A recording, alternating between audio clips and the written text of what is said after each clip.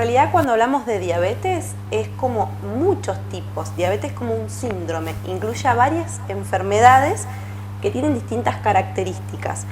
De pronto, la que uno trata de detectar y de prevenir es la diabetes tipo 2, que es una enfermedad crónica no transmisible y que está asociada a los estilos de vida que tenemos, digamos, que tienen las personas. Y que es crónica no transmisible. Ahora, ¿cómo la adquiere la persona? Bueno, como te decía, como está asociada a los estilos de vida, una persona que no realiza actividad física, es decir, una persona sedentaria, que conlleva de pronto a la obesidad, un mal hábito alimentario, incluir, digamos, en lugar de hacer una dieta variada, saludable, acorde a las condiciones, incluir muchos hidratos de carbono o harinas. De pronto pensamos que la diabetes es un problema asociado solo al azúcar. Nos encontramos con pacientes que nos dicen, yo doctora no consumo azúcar, pero no tiene que ver con el consumo directo del azúcar, sino que cualquier otro grupo de alimento en exceso, nuestro cuerpo lo transforma en azúcar porque es el motor, justamente es nuestro combustible. También un poco los factores hereditarios, si tenemos en nuestra familia otras personas que padecen diabetes de tipo 2, también hay un poquito ahí de mayor riesgo para esa persona, ¿sí? Y bueno, a veces el tabaquismo también está asociado a procesos de diabetes. ¿La falla estaría en qué órgano de nuestro cuerpo? Bueno, inicialmente la persona empieza a tener como una resistencia a incorporar el azúcar. Hay tanta azúcar dando vuelta, que digamos el nombre técnico es glucemia o glicemia, que nuestro cuerpo empieza a rechazarla porque no la necesita. Y es ahí donde el páncreas, que produce la insulina, aumenta esa cantidad de insulina para que el cuerpo la empiece a incorporar. Pero llega un momento que ese mecanismo caduca, ya no puede más el cuerpo con eso y empieza la falta también de insulina. De acuerdo al momento, a la etapa, hay diferentes tipos de síntomas. No es lo mismo una persona que tiene el azúcar alterado en sangre, que es las primeras etapas donde hay un poco de resistencia, que ya las etapas en donde no funciona más, el azúcar no se absorbe o el páncreas ya no produce más insulina. Siempre hablando de la diabetes de tipo 2, ¿verdad? Sí. Bueno, nosotros titulamos prevención, o sea que podemos hacer algo. Bueno, justamente en todas estas etapas, cuando ya declaramos o diagnosticamos diabetes de tipo 2, no podemos volver para atrás. Se convierte en una enfermedad crónica y la debemos controlar, ¿sí? Porque ya en el tiempo pueden aparecer otros síntomas, otras consecuencias.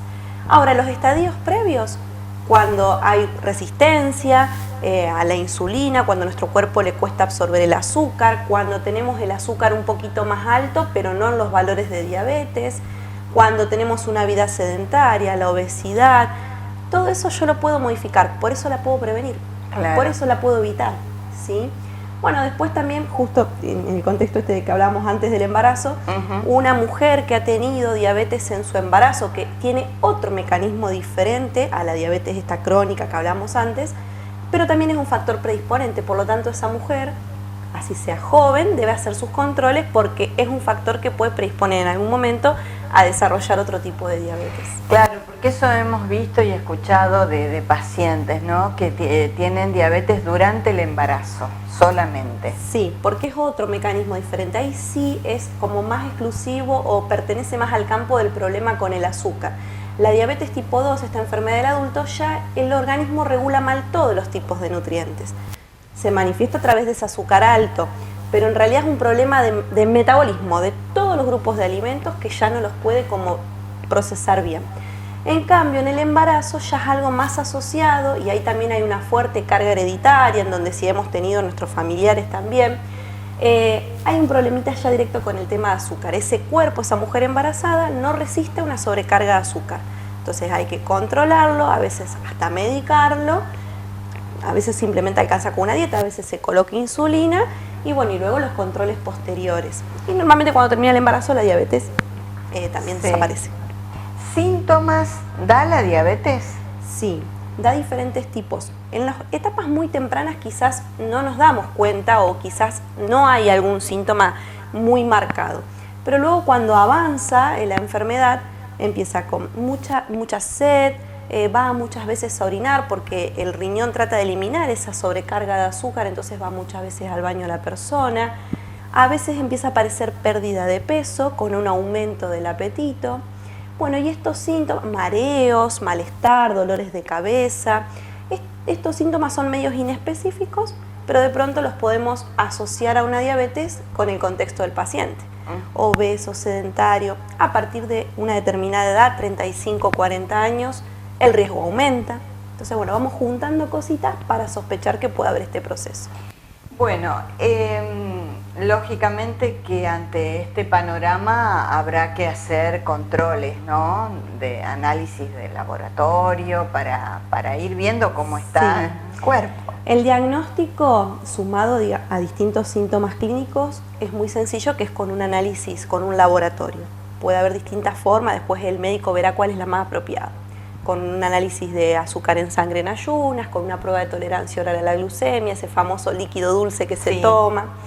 Pero lo importante es como la diabetes tiene una etapa que es casi silente, se recomienda, o distintas guías recomiendan, que a partir de los 35 años empecemos con el testeo o con el, digamos, el diagnóstico precoz.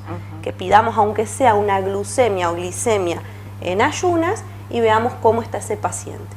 Porque si ese valor ya nos da un poquito alto, uno ya puede empezar a trabajar con el paciente algunos cambios para evitar la progresión. Es complicado el tema de, bueno, medirse la glucemia, ese pinchazo en el dedo que hay que hacer cada día. Bueno, si uno charla con los pacientes que ya tienen el diagnóstico, que padecen diabetes, es como una enfermedad muy estigmatizante, es una enfermedad que produce mucho miedo, y ahora que estoy diabético me voy a quedar ciego, me van a cortar una pierna, y en realidad si uno realmente puede cambiar algunas cosas, ¿sí? Esto es despacio, no es que yo tengo que cambiar todo de golpe, porque me llevó toda una vida llegar a ese momento, no lo voy a revertir en un mes. Pero eso, acompañado de la educación diabetológica, de una alimentación adecuada, de la actividad física y, si corresponde, de la medicación, esas cosas pueden ir mejorando, enlenteciendo el progreso de la enfermedad. Y el tema de la medición de azúcar es de acuerdo a la condición. No todos los pacientes necesitan hacer una medición, la capilar, que es con un aparatito, se hace un pequeño pinchacito y ese aparatito nos mide, que nos aproxima a un valor que es diferente de acuerdo al momento del día. Pero no todos los pacientes tienen que hacer eso. Normalmente se lo pedimos más a aquel que usa la insulina. Claro, y la insulina se inyecta una vez por día, 2 veces, ¿cómo es? Bien, la insulina, a veces pensamos que, me ponen insulina, estoy peor que nunca. Y en realidad lo que tenemos que trabajar con el paciente es que la posibilidad de usar insulina en algún momento puede estar, indistintamente de que el paciente haga todo perfecto. ¿Por qué? Porque depende de nuestro páncreas, de que él pueda seguir produciendo o no. Las primeras medicaciones a veces obligan un poquito al páncreas a producir, pero va a llegar un punto que él nos va a decir, no puedo más. Entonces, primero, puede estar la insulinización en cualquier momento cuando la necesitemos, o a veces cuando el paciente se interna o aparece alguna enfermedad concomitante que desestabiliza y necesitamos usar un poquito de insulina transitoriamente. Y el plan de insulinización lo adecuamos al paciente. No todos necesitan lo mismo. Y ahí ya recurrimos al especialista, digamos. Mi campo es la medicina general. Ahí nos apoyamos en aquellos endocrinólogos o diabetólogos, porque es como bastante especial. Si bien nosotros podemos empezar a insulinizar y a veces lo hacemos, nos apoyamos en el especialista porque esto es como muy especial, es como un plan para cada paciente. Claro, en tu caso, al ver una glicemia o glucemia alta, podés empezar con lo dietético, lo higiénico. Siempre depende cómo está en ese momento el paciente, es cuál plan uno implementa para empezar el tratamiento. Pero siempre tiene que ser holístico, integral. No puedo solamente indicar un medicamento, un antidiabético oral que le llamamos la famosa metformina o cualquier otro.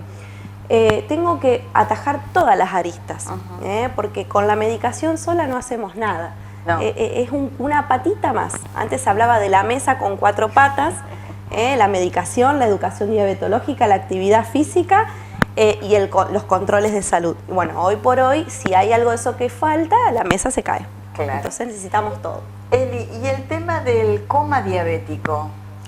Bueno, justamente diabetes cuando el azúcar está muy alto o cuando se descompensa el paciente, aparecen las complicaciones agudas. Eso es cuando el azúcar está tan alto que puede ocurrir esto que hablabas, que mencionas vos, que es un coma diabético, es decir, que el azúcar altera el sensorio del paciente. El paciente entra con un cuadro muy grave que hay que resolverlo inmediatamente. Bueno, y como vos decías, el tener diabetes no significa dejar el azúcar, el caramelo, por ejemplo. Y esto no es que lo diga yo, los especialistas en diabetes siempre hablan de que al paciente no hay algo que está prohibido, el paciente debe reaprender algunas cuestiones. Para algún paciente será quizás aprender a comer mejor, para otro será hacer más actividad física, pero definitivamente cuando yo a un paciente lo hago sentir culpable, lo persigo, le prohíbo, ese paciente no viene más y se desanima y quizás no puede seguir Entonces lo más importante es acompañarlo, ver que va a tener recaídas, ver que a veces le va a costar un poco más, hacer una alimentación adecuada y bueno, y también el acompañamiento familiar, porque si el paciente diabético tiene que comer una comida aparte y el resto está comiendo algo que a él le cuesta, es muy difícil. Entonces, bueno, ver de que la alimentación sea saludable para todo el entorno. Sí, ¿tiene que asistir a un nutricionista, por ejemplo? Definitivamente. Nosotros trabajamos en un equipo multidisciplinario, a veces no solamente el apoyo nutricional, que el nutricionista es tan importante porque no solamente le va a decir al paciente qué comer, sino que le enseña cómo comer, en qué momentos, cómo combinar los alimentos. Es fundamental.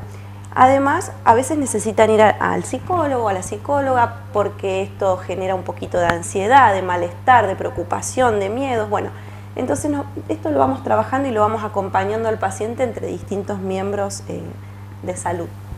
¿Y puede a veces estar mal controlada esa diabetes? Sí puede estar mal controlada. Por eso no solamente es hacer el diagnóstico, empezar un abordaje terapéutico, sino continuar todo el año con controles. Cuando el paciente se estabiliza, los controles se pueden espaciar, pero al principio son un poquito seguiditos porque tenemos que acomodar varias cosas. Además que la diabetes, ese azúcar en exceso en nuestro cuerpo, irrita, lastima, hagan de cuenta como que quema. Entonces daña el ojo, puede dañar los vasos sanguíneos de mi cuerpo, nuestro riñón, el corazón, el cerebro, los pies, muy importante el control, por eso te decía, trabajamos en equipo, mandamos también al podólogo que controle esos pies. Porque el tema es la cicatrización, es decir, si hay una herida no cicatriza, ¿ese vendría a ser el tema del pie diabético? El pie diabético y cualquier herida en general. Un paciente que ya tiene varios años de evolución, se ven afectadas las defensas. Entonces, entre las defensas que de alguna manera se lastiman, es la capacidad de reparación del cuerpo. Entonces se repara lento, se repara mal, hay predisposición a que una herida no sane, se infecte. Y a veces hacemos el diagnóstico a raíz de eso. Vemos un paciente que tiene una herida que evolucionó mal y decimos, ¿por qué no está andando bien? Pedimos unos análisis, vemos que tiene una diabetes y el paciente no sabía.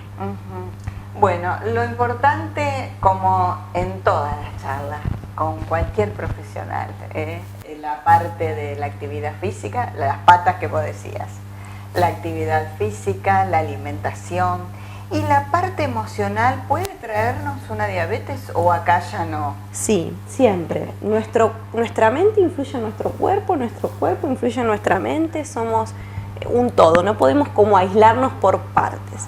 Mira, yo recuerdo pacientes que cuando tenían emociones fuertes o atravesaban situaciones de impacto emocional, no habían hecho ningún cambio ni en la alimentación, ni en la actividad física, ni en otra cuestión, ni en la medicación, pero alteraban su glucemia. Porque también el azúcar se llama reactante de fase aguda, sube frente a un evento estresor, algo que nos estresa, que nos preocupa, que nos angustia, o una enfermedad o algo, una cuestión de salud mental. Entonces, sí, claramente las emociones tienen mucho que ver en el cuidado general del paciente diabético. Bueno, y sabemos que estás estudiando toda esta medicina, esta medicina integrativa, ¿no? que también tiene que ver con lo natural, con lo que podemos hacer, así que eso sigue adelante.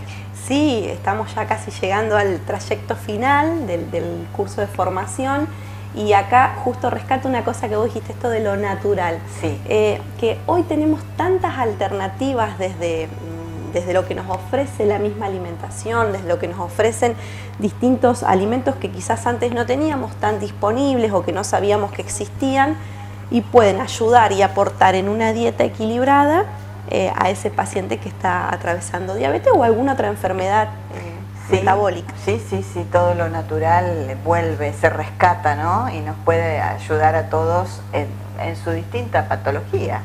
Sí. Y vi algo que me gustó mucho en tu Instagram que dice que la salud sea la prioridad. Sí. Ay, me encantó.